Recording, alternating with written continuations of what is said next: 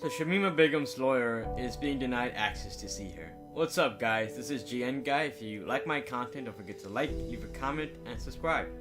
So the lawyer representing Shamima Begum and her family is trying to see her, but the SDF is denying access. Weird.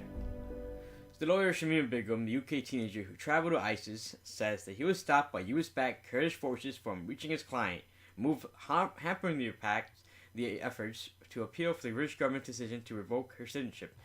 Here's what the British government is doing. They're trying to delay this or deny this. They're going to delay this as much as possible. Nobody wants this girl back, and the government probably reached out to the SDF to say, hey, we don't want this girl coming home. Try to stall this guy. And unfortunately, they're in a war environment. It's not the same country as the UK. There's different rules, and the rules change at a whim. It can be a good thing, but most of the times it's a bad thing because you have such executive power in so many places. All right. Tishane Akanji traveled to Al Roj camp in northern Syria this week to get Begum's instructions and signatures to launch an appeal against the British Home Secretary Sajid Javid's controversial move.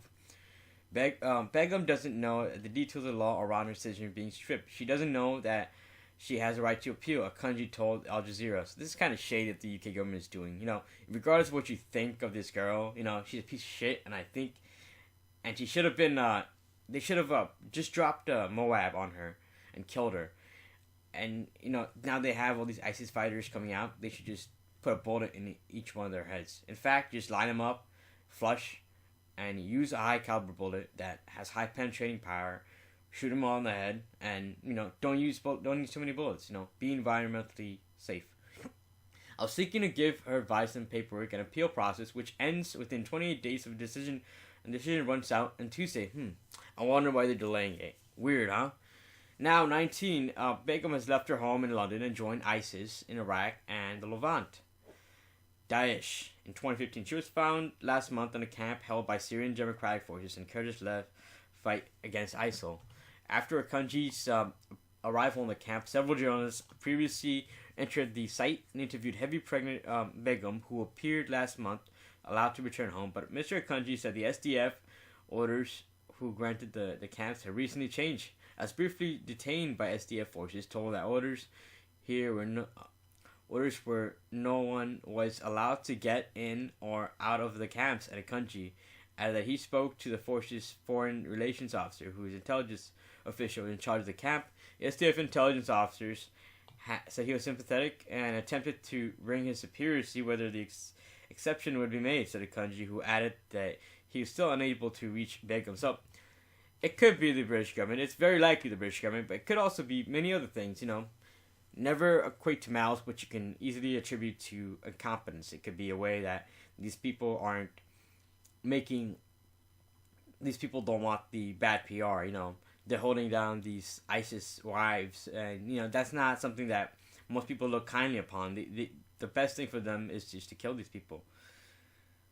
Unfortunately, it could just be them just trying to save face. They don't want this girl talking to the media again, and they don't want that the SDF looking like ISIS sympathizers. Even though they're doing something that's not bad, they're doing something that's good actually. You're helping women and children regardless of what side they're on. Javid, the British Home Secretary, notified Begum's parents the decision to revoke her citizenship on February 19th. A British media reported that she had taken the grounds and would obtain another passport because of her Bangladeshi heritage. So they try to pawn her off to Bangladesh. Bangladesh doesn't want her either. They're just gonna play this stupid game of like, hey, it's not my problem. Hey, we'll kick the can down the road for another 10 years. That's what's gonna happen. When Begum's parents are Bangladeshi origin, she does not hold a Bangladeshi passport. Kanji eager to challenge the move, which has been criticized by legal experts who say it leaves Begum stateless. We're going to judicially review the Home Secretary's decision based on the fact that Begum can't engage the appeals process, Mikanji said. It's physically not possible due to her circumstances. The appeal clock shouldn't be ticking. Javid's decision faces mounting criticism from Begum's son since Begum's son, Jarrah, died earlier this month in the camp, and 3 weeks after being born. That's her fault, not his fault. The reports at the time said the infant has been suffering from breathing difficulties. I don't feel sorry for this girl at all. So let's see what this thing says. She chose her faith, and her son Find died. enclosed papers that relate to a decision taken by the... This is how 19-year-old Shamima Begum learned that she was being stripped of her British citizenship from a copy of a letter from the British Home Office. Begum is in a refugee camp in Syria, where she was discovered earlier this month. It's kind of heartbreaking to read. I thought it would... My family made it sound like it would be a lot easier for me to come back to the UK when I was speaking to them in Bahrain.